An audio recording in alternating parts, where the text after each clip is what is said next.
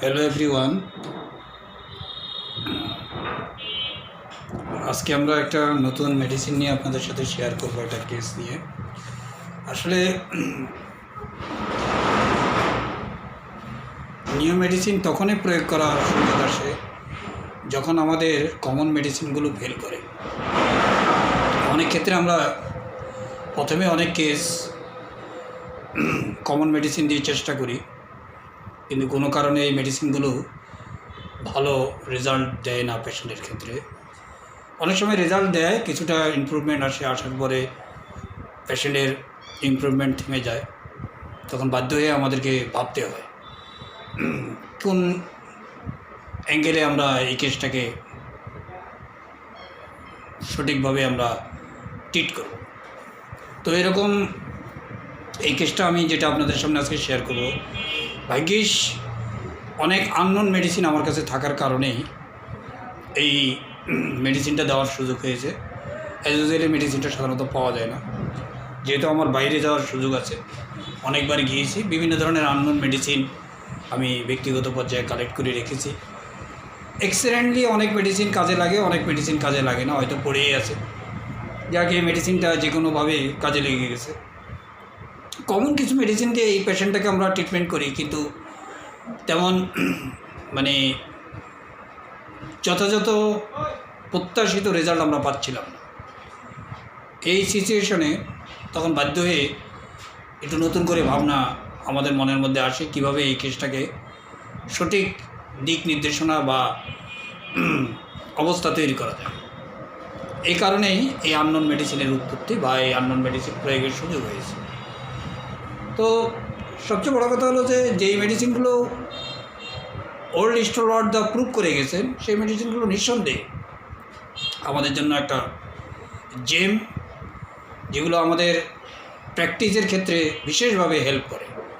এগুলোকে আমরা polycrest medicine বলে থাকি, যে এগুলো এত বেশি পরিমাণে এক্সপেরিমেন্ট হয়েছে ওল্ড স্টেরয়েড থেকে নিউ স্টেরয়েড পর্যন্ত, যার কারণে এগুলোর ব্যাপারে কোনো অব্লিগেশন থাকে না। কিন্তু নিউ মেডিসিনগুলোর ক্ষেত্রে সবচেয়ে বড় প্রবলেম হলো হয়তো একজন প্রুভার, তিনি প্রুভ করে খুব ইদানিংকালে এটাকে প্রুভ করে আমাদের রেপার্টরিতে নিয়ে এসেছেন। খুব ভালো কোনো এর জানার সুযোগ আমাদের নেই, বা এর অথেন্টিকতা আমরা আননোন এমন সব পার্সনের কাছ থেকে পাই, যাদের সম্বন্ধে আমাদের কোনো অথারদের সম্বন্ধে আমাদের ধারণা নেই। তবু অনেক বিপদের সময় এরা আমাদেরকে অনেক হেল্প করে, যেহেতু এই মেডিসিনগুলো আমাদের সারাউন্ডিংয়ের বিভিন্ন প্লান্ট, অ্যানিমেল এবং মিনারেল থেকেই এসেছে। হয়তো সে সময় এগুলো ওইভাবে আসেনি। যাক, আপনাদেরকে এই মেডিসিন প্রয়োগ করতে হবে এমন কোনো জরুরি না, তবে কেসটা আপনাদের সাথে শেয়ার করি। এরকম বিপদে পড়লে অনেক সময় ছোটোখাটো অনেক মেডিসিন আমাদেরকে হেল্প করতে পারে। তবে আমি যেটা আপনাদের কাছে একটা রিকোয়েস্ট রাখতে চাই, সেটা হলো আমরা অনেক সময় রেপার্টরি এবং ম্যাথমেটিক্যাল নিয়ে বিতর্কে লিপ্ত হই। বিতর্ক হওয়ার মতো কিছুই নেই। রেপার্টরি এমন একটা গ্রন্থ যেখানে আপনি অনেক মুশকিল আসান আপনি করতে পারবেন ইজি ওয়েতে, আর শেষ ডেস্টিনেশন হলো আপনার ম্যাথমেটিক্যাল। ম্যাথমেটিক্যাল মাধ্যমে একটা টোটাল পিকচার একটা মেডিসিনের পাওয়া যায়।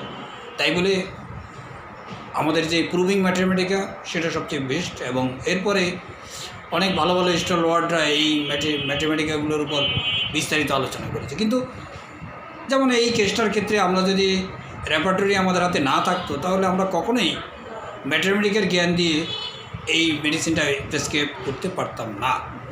যেহেতু আমাদের অনেকগুলো মেডিসিন ফেল করেছে, কমন মেডিসিন, যার কারণে আমরা বাধ্য হয়ে এই মেডিসিনটা প্রয়োগ করার সাহস তৈরি করেছি। যেহেতু পেশেন্ট আমাদের কাছ থেকে ছেড়ে যাচ্ছে না, কিছুটা ইমপ্রুভ হয়ে পেশেন্ট ছেড়ে দিচ্ছে, আবার নতুন করে তার সমস্যা চলে আসতেছে। তো এই জন্য আমি মনে করি বিতর্কতে না গিয়ে ম্যাথমেটিকার যে জায়গায় সেই জায়গায় ম্যাথমেটিকা কাজ করবে, রেপার্টরি যে জায়গায় সেই জায়গায় রেপার্টরি কাজ করবে। রেপার্টরি আপনাকে তৈরি একটা জায়গা তৈরি করার সুযোগ করে দেবে, আপনার ব্রেনের সঠিক দিক নির্দেশনা তৈরি করবে। কিন্তু এটাকে আরও নিখুঁতভাবে, এই মেডিসিনটাকে আরও নিখুঁতভাবে প্রয়োগের সময় আপনি আরও নিখুঁত এবং কনফার্মেশন হতে হওয়ার জন্য আপনার ম্যাথমেটিকের দরকার। কিন্তু ফার্স্ট যে অ্যাট এ গ্যালেন্স, যে জায়গা থেকে আপনি একটা মেডিসিনকে চিনতে পারবেন এবং কয়েকটা মেডিসিনের সাথে ডিডি করতে পারবেন, একটা ভান্ডার মেডিসিনের ভান্ডার সম্বন্ধে আপনার জ্ঞান হবে এবং গ্রুপ অফ পিপলকে সহজে ভাগ করার যে সুযোগ সেটা রেপার্টরির মাধ্যমে আপনি পাবেন। যাই হোক, আমরা কেসটা আলোচনা করি। কেসটা মিডল এজের একজন মানুষ, মেল পেশেন্ট। তার মেইনলি প্রবলেম হলো ইউরিনের প্রবলেম। আপনারা জানেন যে আমাদের দেশের একটা বিরাট একটা সমস্যা যে একটা একটু বেশি বয়সের লোক হলেই তাদের ইউরিনের বিভিন্ন ধরনের সমস্যা নিয়ে আমাদের কাছে আসে এবং এই ধরনের কেস আমি প্রায় দেখি। হয়তো দেখা গেলো যে 45-44 থেকেই লোকজন ইউরিনের সমস্যা বলতে থাকে। 50 এবং 50 আপ হলে তো 60 কাছাকাছি লোকরা তো প্রায় ইউরিনের সমস্যা। কারো হয়তো ইউরিন প্রোস্টেটের প্রবলেম, কারো হয়তো স্ট্রিকচার হয়ে গেছে, প্রস্রাব ক্লিয়ার হয় না, নানান ধরনের প্রস্রাব রিলেটেড কেস আমাদের কাছে আসে। তারা বেশিরভাগ এই পেশেন্টদের একটা ভরসা হোমিওপ্যাথি, তারা মনে করে যে এটা সবচেয়ে বেস্ট ট্রিটমেন্ট হোমিওপ্যাথি। যাক, আর যারা একটু নিডি পারসন, অর্থনৈতিকভাবে দুর্বল, তারা তো প্রথমেই হোমিওপ্যাথি ট্রাই করে এবং তারা হোমিওপ্যাথির মধ্যে দীর্ঘ সময় থাকতে চায়। এলোপ্যাথিকে গিয়ে যাওয়ার পরে এই স্ট্রিকচার পেশেন্টরা সাধারণত সেখানে বিভিন্ন ধরনের ক্যাথেটার ইউজ করে, শলাকা ইউজ করে।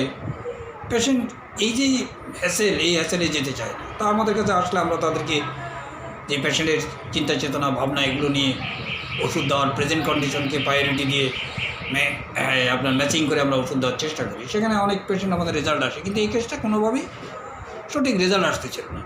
তার প্রস্রাবের রাস্তায় যথেষ্ট তাকে কষ্ট দিচ্ছিল। পশুর যেহেতু প্রস্রাবের ফ্লো অনুযায়ী যদি, স্পিড অনুযায়ী যদি প্রস্রাব না ক্লিয়ার হতে পারে, তাহলে একটা মানুষ প্রচণ্ড বার্নিং টেন্ডেন্সি, তার এখানে থেমে থেমে প্রস্রাব হওয়া, এগুলো তৈরি হয়। বিভিন্ন ধরনের ব্লকেজ তার জীবনে তার এই প্রস্রাব লাইনে তৈরি হয়েছে, যার জন্য সে খুব কষ্ট পাচ্ছে। পেশেন্ট খুব গরিব মানুষ, খুব সামান্য কাজ করে, যেটা প্রতিদিন হয়তো 500 টাকা তার ইনকাম, ডেলি বেস কাজ। তো এই প্রস্রাবের জন্য সে আসলে তার কাজটা ঠিকভাবে সে করতে পারছে না, কিন্তু পরিবারে তার এই আয়ের উপর ডিপেন্ড করতে হয়। তো এই জন্য তার জীবনটা আসলে কষ্টকর হয়ে গেছে। 4টা তার মেয়ে, তার মধ্যে 2 জনের আলটিমেটাম বিয়ে হয়ে গেছে এবং সে চেষ্টা করে। এই পেশেন্টের আমরা প্রাথমিকভাবে তার ডিজিজ রিলেটেড রুব্রিক ধরে ওষুধ দেওয়ার চেষ্টা করছি, কিন্তু সেখানে আমাদের কিছুটা কাজ এসেছে, কিছুটা আসে নাই। কখনো ভালো রেজাল্ট এসেছে, কখনো আসে না, আবার ব্যাক করছে। তো এখন আমরা পেশেন্টের আসলে সারাউন্ডিং, পেশেন্টের চিন্তা চেতনা, তার ভাবনা, তার পার্সোনালিটি, তার পেরেশানি, এগুলোতে আমরা নক করার চেষ্টা করতেছি এবং হাইলাইট করার চেষ্টা করছি। সেখানে গিয়ে আমরা যেটা দেখলাম যে পেশেন্ট তার মেয়েদের ব্যাপারে খুব সচেতন।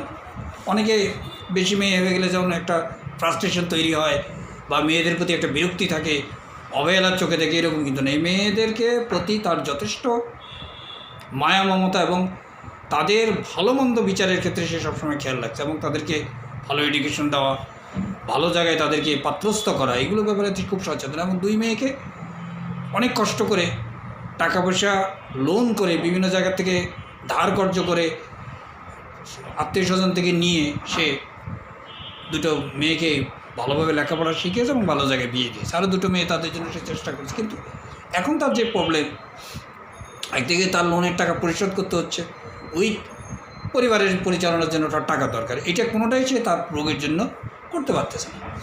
এখানে প্রথম যে রুব্রিকটা আমাদের মাথায় যেটা ঢুকলো সেটা হলো ডিলিশন হিন্ডার্ড ইজ, ও রোগ তাকে হিন্ডার্ড করতেছে।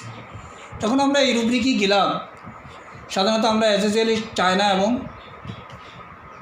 ইউজ করে থাকি এবং প্রচুর আমরা চায়না ইউজ করেছি। কিন্তু চায়নার ভিতরে প্রথম যেটা, সেটা হলো যে ফ্যামিলি ওরিয়েন্টেড না, রেসপন্সিবল পার্সন না। চায়না ব্যক্তিকেন্দ্রিক এবং চায়না চায় অন্যরা তাকে হেল্প করুক।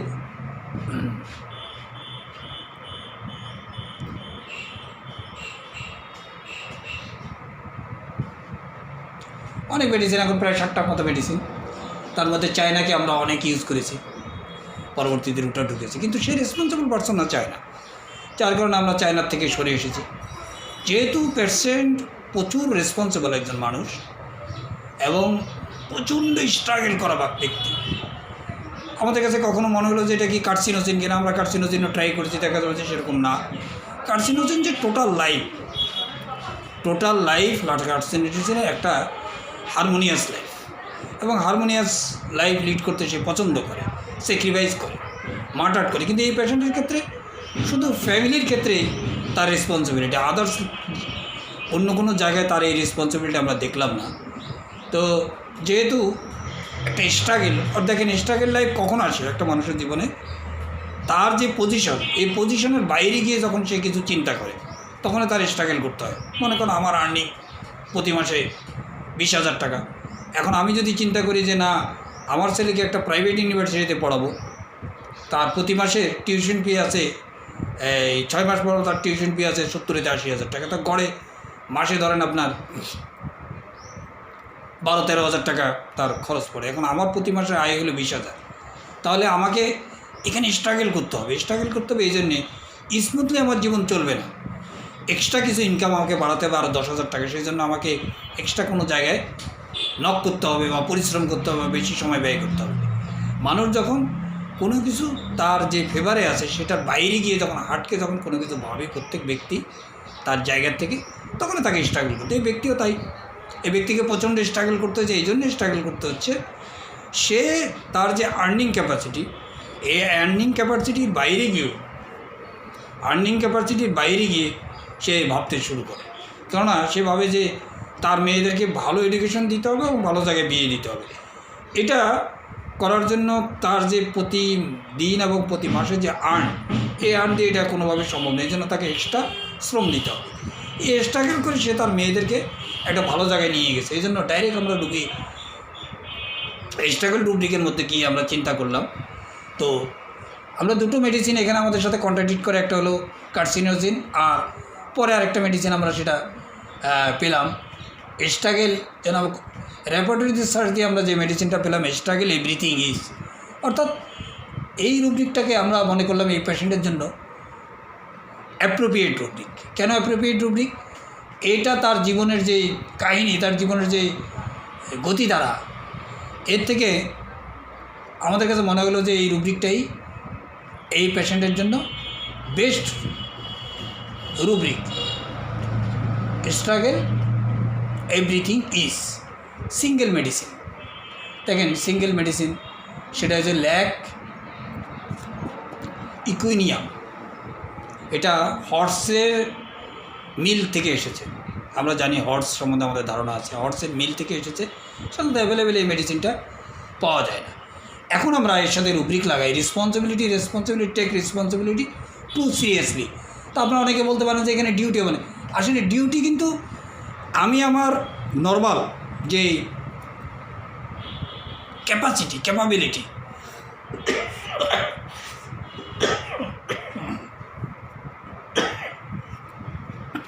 ক্যাপাবিলিটির উপর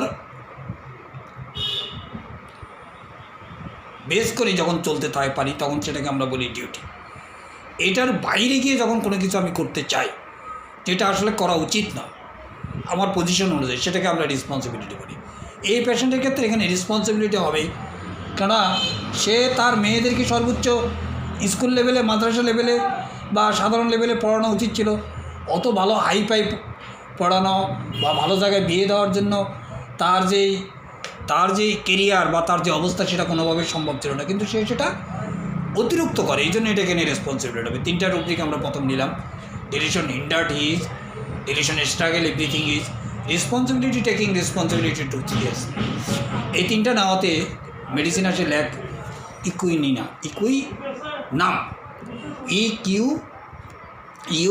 EQUINUM, ল্যাক ইকুইনাম। তো এই মেডিসিন সম্বন্ধে আমি আরও কিছু আলোচনা করতে চাই, রুব্রিক নিতে চাই। ডিলিশন হার্ডশিপ লাইফ ইজ, এখানে একটা রুব্রিক আমরা ডিলিশনের মধ্যে দেখি। এখন যা রুব্রিক নিব এই কেসের সাথে রিলেটেড সব রুব্রিকগুলো অটোমেটিক চলে আসবে, এবং আমরা দেখব যে এই রুব্রিকগুলো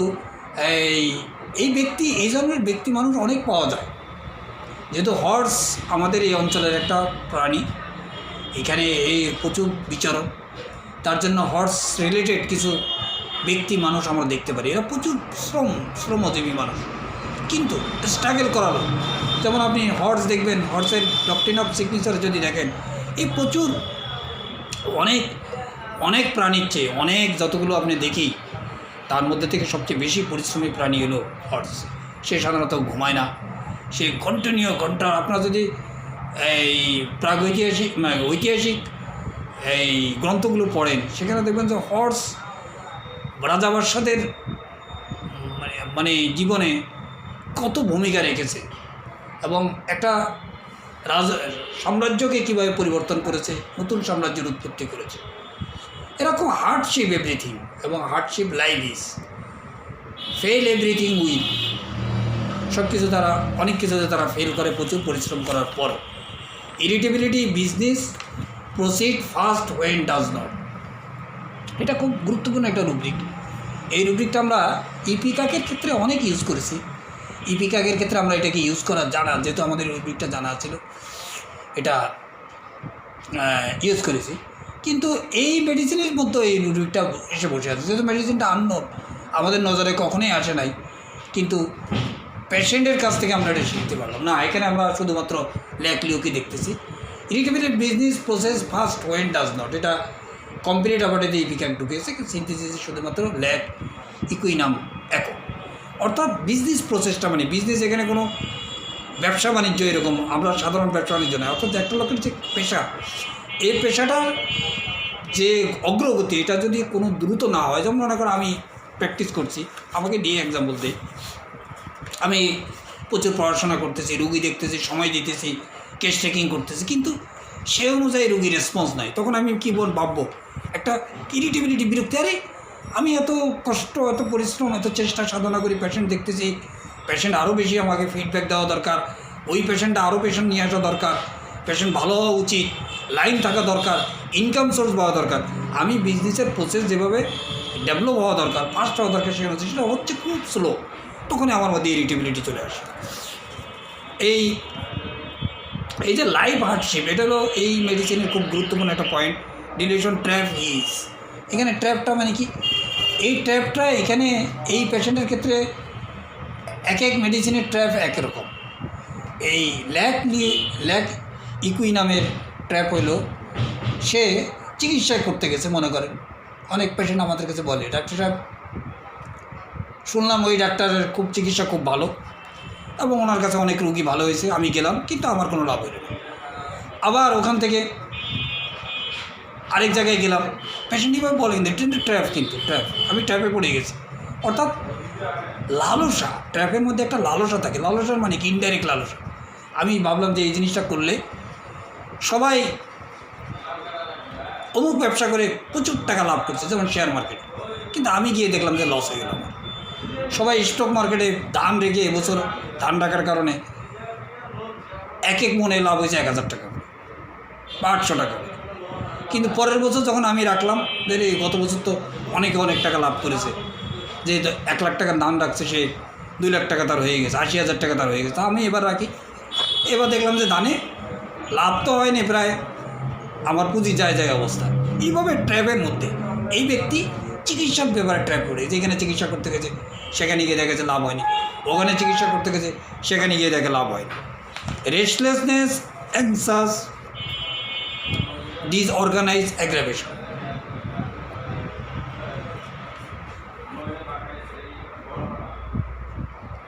এখানে ডিসঅর্গানাইজেশনটা কি, অর্থাৎ সে সব কিছু একটা অর্গানাইজ হইতে চায়, তার শরীরটা অর্গানাইজ হইতে থাক, তার পরিবারের সব কিছু সে ঠিকভাবে আপনার অ্যাফোর্ড করতে পারো, তাদের প্রয়োজন দিতে পারো, পূরণ করতে পারো, অর্থনৈতিক অবস্থা স্বাবলম্বী হোক, কাজগুলো ঠিকঠাক, অর্থাৎ সব কিছু একটা সিস্টেমেটিক হোক, এটা ব্যক্তি চায়, কিন্তু হচ্ছে না।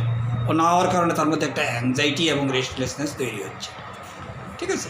তারপরে এই যে ডিসঅর্গানাইজ এই ডিসঅর্গানাইজ তাকে কী করে, একটা তার ভিতরে একটা খারাপ অস্থিরতা তৈরি করে, একটা রেস্টলেসনেস তৈরি করে, একটা মানে কি বলবে, তারপরে একটা হ্যামারিং তৈরি করে, সব কিছুর জন্য তার জীবনে স্ট্রাগল করতে হচ্ছে। কিছু লোক বলে না জীবনে ডাক্তার সাহেব কিছু সহজে পেলাম না।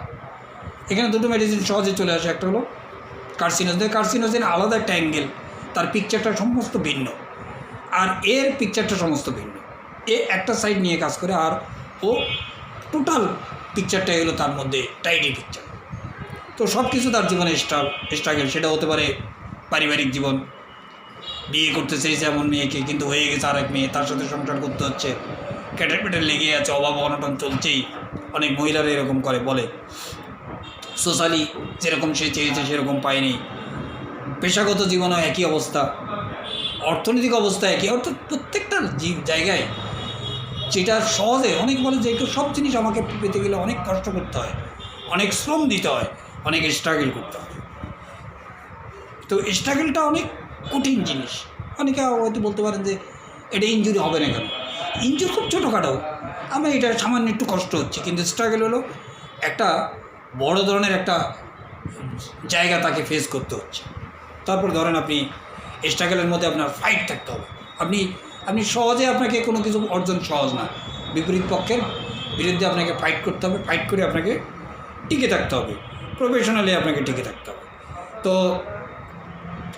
আর হার্ডশিপের মধ্যে থাকবে যে এখানে দুটো জায়গায় আছে, স্ট্রাগলের মধ্যে আছে, হার্ডশিপের মধ্যে আছে। হার্ডশিপ শব্দের অর্থ হবে কোনো কিছু অ্যাচিভ করছি, আমি কোনো জিনিস অ্যাচিভ করি, কিন্তু ডিজায়ার লেভেলে আমি সেটা অ্যাচিভ করতে পারি না। আমি যেটা চাই, মনে করুন আমি চাচ্ছি যে এই বছর আমার খাওয়া দাওয়া সব কিছু, আমার মেনটেনেন্স খরচ বাদ দিয়েও, পারিবারিক খরচ বাদ দিয়েও এই বছর আমার 2 লাখ টাকা সেভ হবে।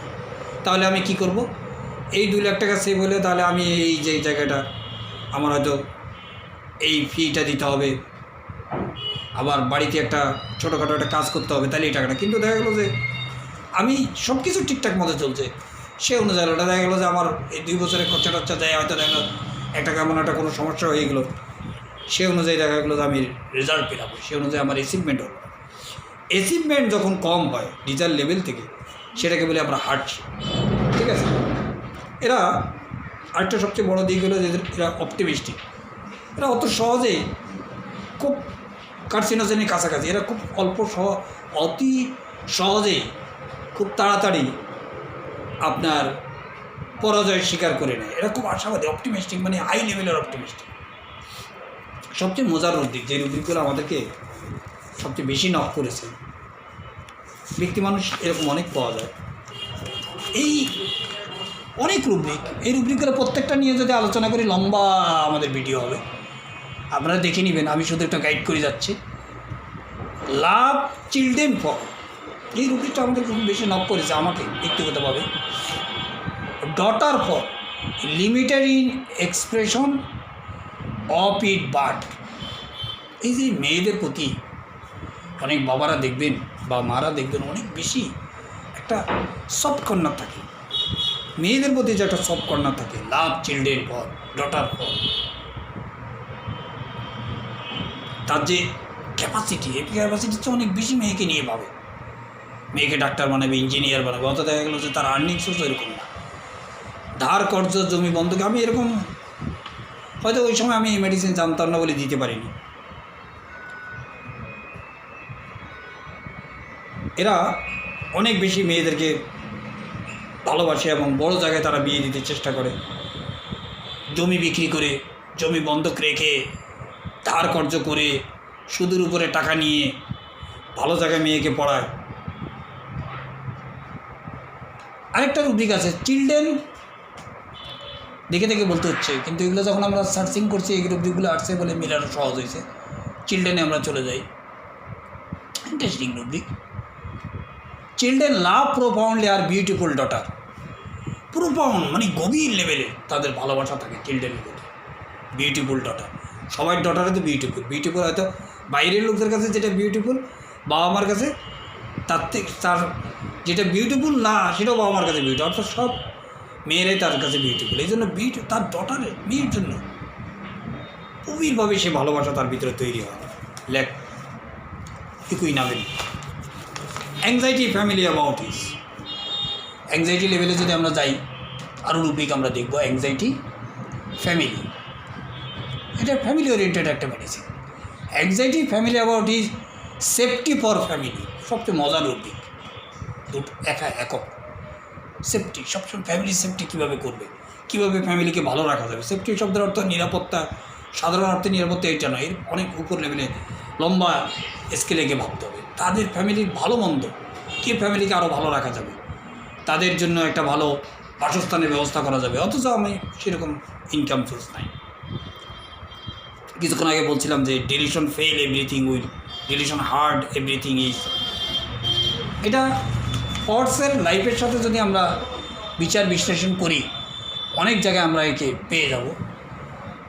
এই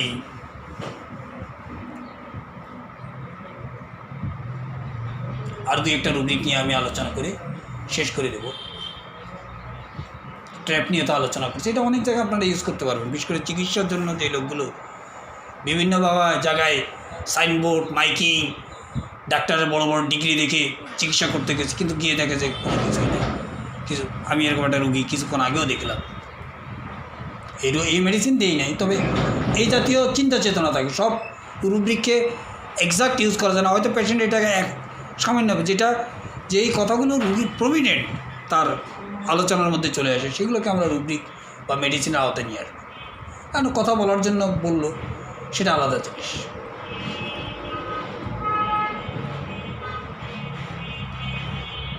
লাভ, শিল্ড অ্যান্ড ডটার, এটা নিয়ে তো আমরা আলোচনা করেছি আপনাদের সাথে। তো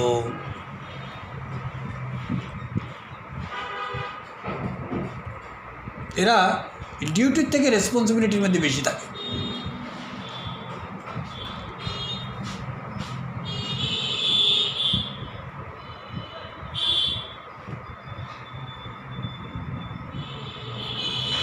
দেখেন এখানে শেষে একটা রুব্রিক আছে, unconsciousness, unable to meditate between love one way. এটা তারা যখন এই যে মেডিটেট করে লাভ ওয়ান এখানে কি আমাদের ছেলে মেয়ে হতে পারে, বা আমাদের বাবা মা হতে পারে। আমরা ছেলে মেয়েকে সাধারণত বেশি লাভবান মনে করে থাকি সাধারণত আমাদের লাইফে, কিন্তু যেহেতু ডটার আছে এখানের সাথে, এটা লিঙ্ক করলে লাভবান হবে। দেখেন এখানে সে কীভাবে আনএবল টু মেডিটেট, মনোযোগ দিতে পারে না, তখন আনকনসাস, তখন তার মনটা খারাপ হয়ে যায়, তখন আনকনসাস হয়ে যায়, জীবন নিয়ে আনকনসাস, সব কিছু নিয়ে অসচেতন হয়ে যায় যে আমি এদেরকে যেভাবে টেক কেয়ার করা দরকার, যতটুকু তাদেরকে আমি ফ্যাসিলিটি দেওয়া দরকার, সেটা আমি পারছি না।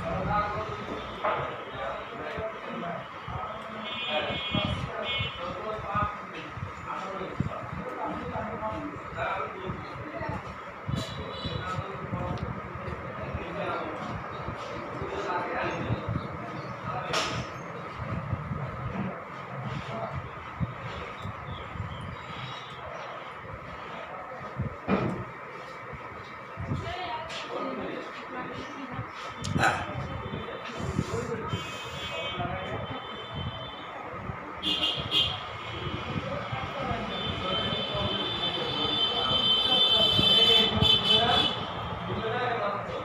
যে কটা রুব্রিক আমরা এতক্ষণ আলোচনা করলাম, এগুলো আমাদের অনেক কেস আমরা এই মেডিসিন ইউজ করতে পারবো, তবে খুব ম্যাক্সিমাম না হলে মিনিমাম হবে। অন্য মেডিসিন দিয়ে দেওয়ার পরে যখন মার্কেটেবল কাজ আমরা পাই না, তখন এই মেডিসিনটা আমরা চিন্তা করব এই অ্যাঙ্গেলে। কয়েকটা রুব্রিকে প্রথমে আমি বলছি, এই রুব্রিকগুলো যদি আমরা মনে রাখতে পারি তাহলে সহজেই ইউজ করতে পারবো। আজকে এই পর্যন্ত। এই মেডিসিনটা খুব কম পাওয়া যাবে আমাদের দেশে, তবে ইন্ডিয়াতে অ্যাভেলেবেল পাওয়া যায়। আমার কাছে আছে, তো আমার কাছে আমার জন্য প্রয়োজনে অল্প আছে, সেটা আমি ব্যবহার করি। আপনারা কালেক্ট করে নেবেন, নিয়ে রাখবেন এই আননোন মেডিসিনগুলো। অত ইউজ হোক আর না হোক, অনেক সময় আননোন মেডিসিন, আনকমন মেডিসিন আমাদের অনেক কাজে লাগে।